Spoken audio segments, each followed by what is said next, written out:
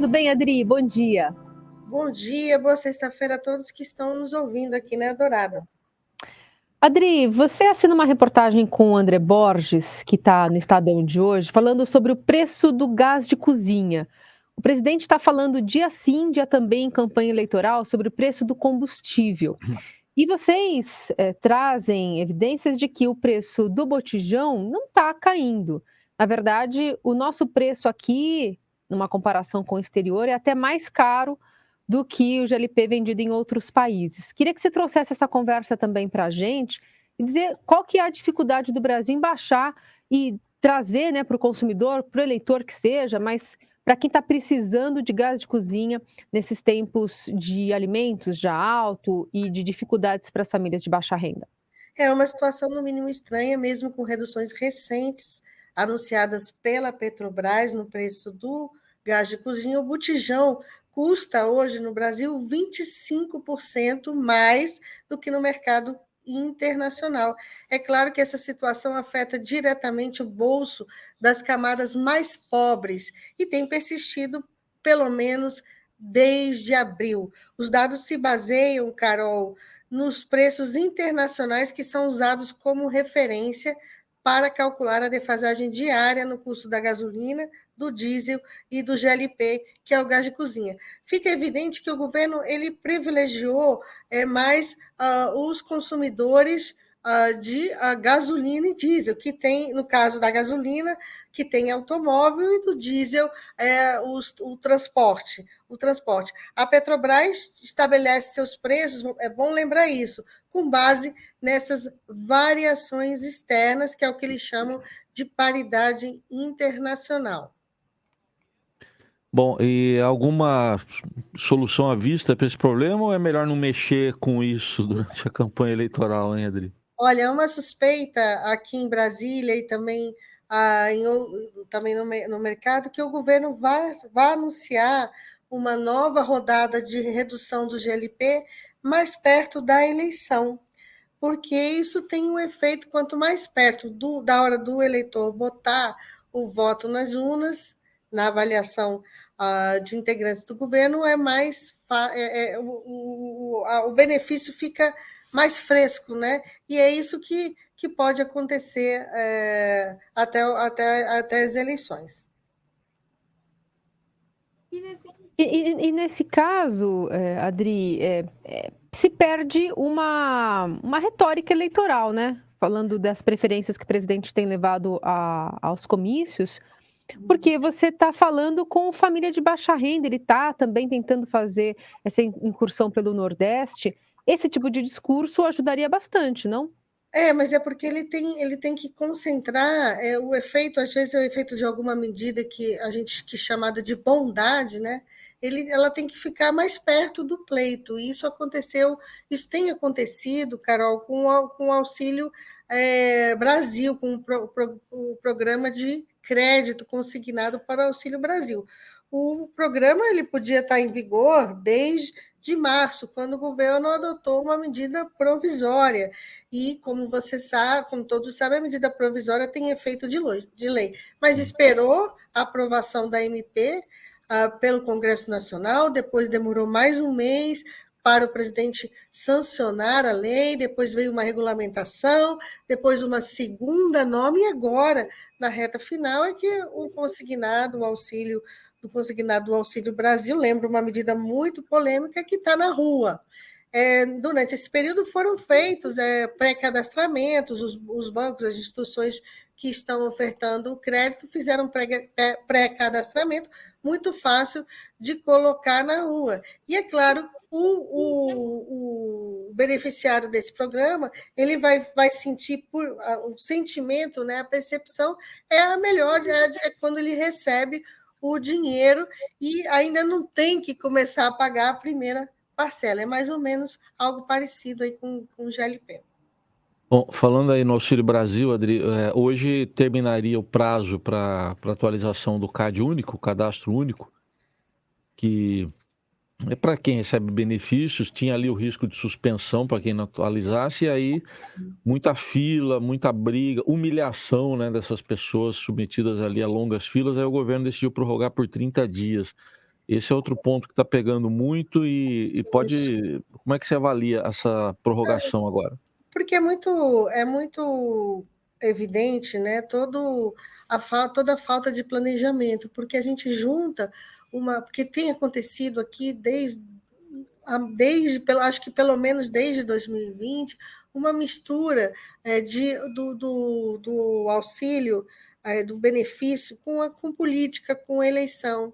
Porque lá na pandemia, quando o governo deu o auxílio emergencial de 600, o auxílio emergencial de R$ 600 para enfrentamento da economia, a popularidade do presidente aumentou.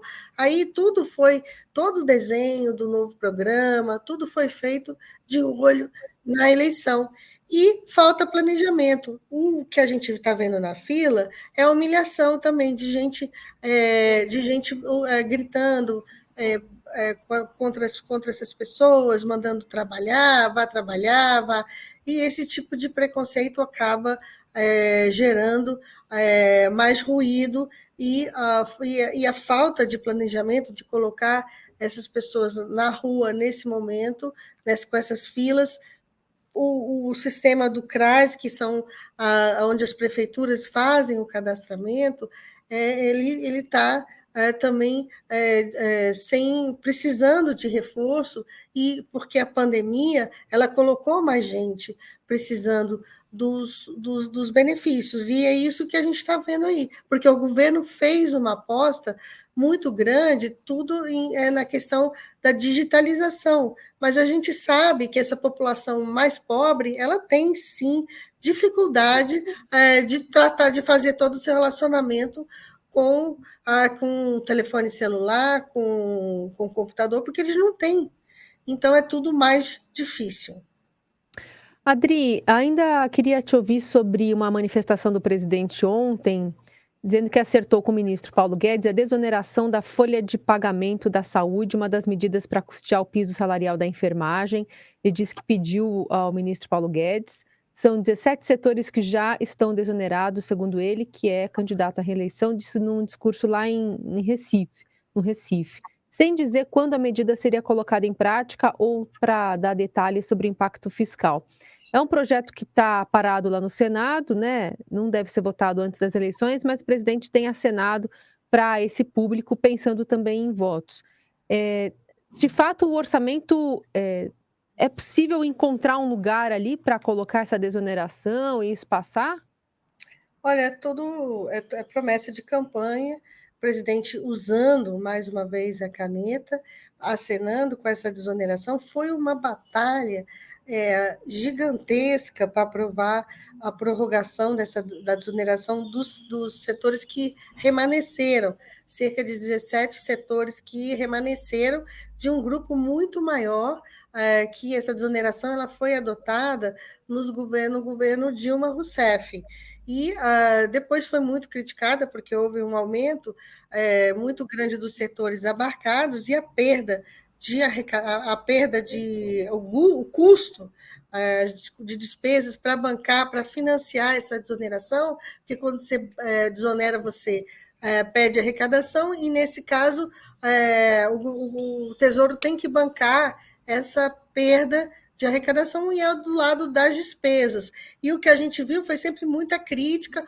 O governo Bolsonaro começou prometendo desoneração da folha de salários, mas sempre o problema dessa desoneração é como fechar a conta, como financiar, porque se você desonera, você perde receita, mas nesse caso aí da folha,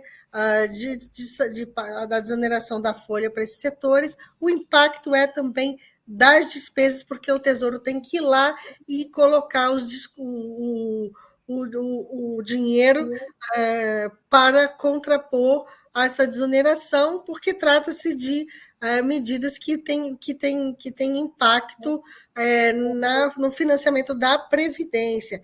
Então, é tudo muito complexo, e o presidente Bolsonaro faz esse aceno. Houve a própria equipe econômica, ela vetou a prorrogação da desoneração. A gente viu no final do ano passado uma briga danada se ia ou se o presidente ia ou ia ou não sancionar, qual que seria a compensação, porque é necessário também, não basta só adotar a medida, o governo vai ter que achar um espaço para compensar essa desoneração com ou corte de despesas, que não tem espaço nenhum, ou Sim. aumento de tributo. Então, a gente vê que é uma equação muito difícil. Mas nada disso, Raíssa e Carol, está na conta, porque o que estamos vendo é uma corrida do quem dá mais. E o presidente ele sai na frente dessa corrida porque ele tem a A caneta. caneta, né? Aliás, falando nessa corrida aí, o presidente Bolsonaro agora diz que pretende manter Paulo Guedes no ministério se ele for reeleito, né? Só que, ao mesmo tempo, diz que não sabe se o ministro, que tem 73 anos, gostaria de permanecer no cargo em função da idade. Então, vamos ouvir o que disse o presidente. Na indústria e no comércio. É um ministério muito importante. Já acertei com o Paulo Guedes. E então daí o senhor já adianta também que o Paulo Guedes continua. O senhor ficando, ele continua. Não, porque eu fico na Não dúvida. está previsto sair ninguém. Eu não sei que queira sair. A senhor já fala, não, é fulano, o técnico vai ficar, ele fica. Paulo Guedes fica. Daí foi para uma entrevista para a TV Alterosa, lá em Minas, que ele falou isso.